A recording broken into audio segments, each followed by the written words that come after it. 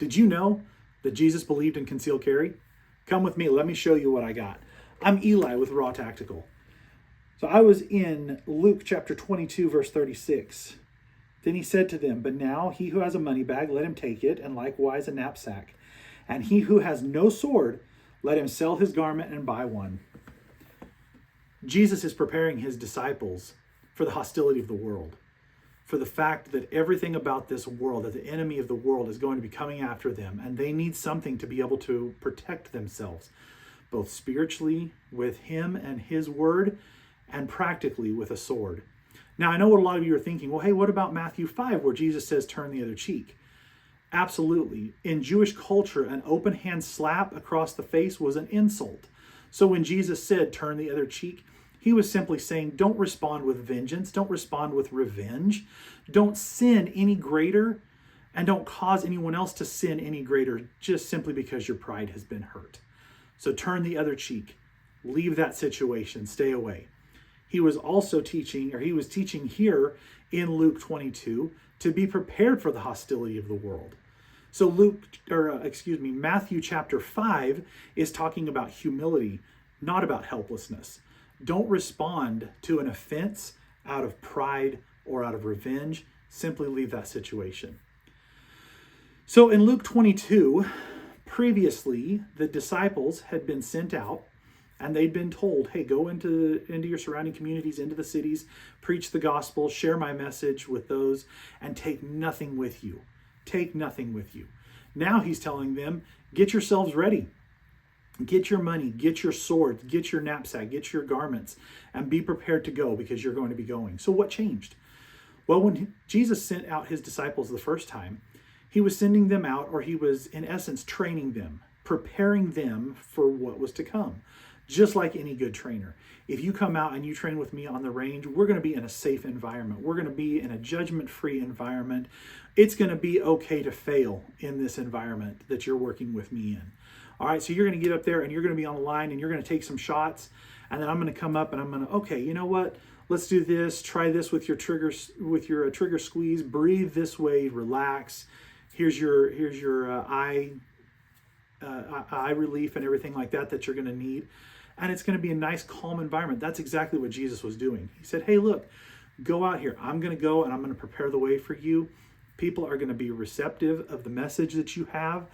And it's going to be a safe place for you to be able to go out and learn how to do this. Just like any good trainer, whether it's on the range or in the gym or even in school, any good trainer is going to make sure that their students are prepared for success, that their students can ask the questions that they need to ask, that their students can fail in a safe environment and be able to succeed later on. And that's what Jesus had done. He sent them out into a safe environment. He taught them everything they needed to know. Now he's saying, guys, it's go time. Go get your swords. We're going. So swords were a tool in that time as well. So not only were they weapons where they could defend against the thieves and the robbers and things like that were coming upon them on the roads, the highways and the byways out there. They were also tools that they could defend against the wildlife that was out in the wilderness. They could also be used as some kind of a digging utensil or a chopping utensil. So if they needed to get branches or something like that to be able to create a fire. So they needed it. There was a practical use for it. Jesus said that he'd always be with them, and he wasn't changing that. He was just saying, be prepared. Be prepared for what is to come. This world is going to be a very hostile place for you, and you need to be prepared for that. Jesus is consistent always. He was not saying earlier in Matthew to turn the other cheek, and now he's saying get ready to fight. No, not by no means. Again, remember, turning the other cheek is about a spiritual posture, whereas having a sword is about physical or practical readiness. So we need to be ready. We need to be practically ready to defend ourselves if need be. If somebody comes up and offends you, let it go. Walk away. It is not worth aggressing in that in any way, shape, or form. If somebody comes after you for your life or your family's life, absolutely stand up and defend yourself. Carrying a firearm isn't about retaliation. It's not about anger. It's not about fear. It's about being prepared. It's about protecting innocent life. It's about defending those things that are yours. It's about fulfilling your duty as a guardian and as a provider in your family's life and in your own life. Christians should embody both, being humble when they need to be and when they are insulted. Excuse me, let me say that part again. Christians can and should embody both humility when they are insulted and then strength when their lives are in danger. So did Jesus believe in concealed carry? Absolutely. I believe that he did. I believe it was also a lot of cultural context at the time. So Jesus says to be prepared practically, be prepared spiritually. What does that look like? Hey, I don't believe in carrying a weapon. That is totally fine, man. I get it. I get a lot of people that come through my class that just say, hey, I just want to know. I just want to know what it's like. They go through, they're like, yeah, that wasn't nearly as bad. Still don't agree with it. Awesome. Are you okay with it? Are you scared of it anymore? No, I'm not scared. That's a win. That's great. Now, what are they going to do to practically take care of themselves? Well, there's a bunch of different things. There's non-lethal. You've got pepper spray. You've got clubs. You've got different things like that. You've got martial arts.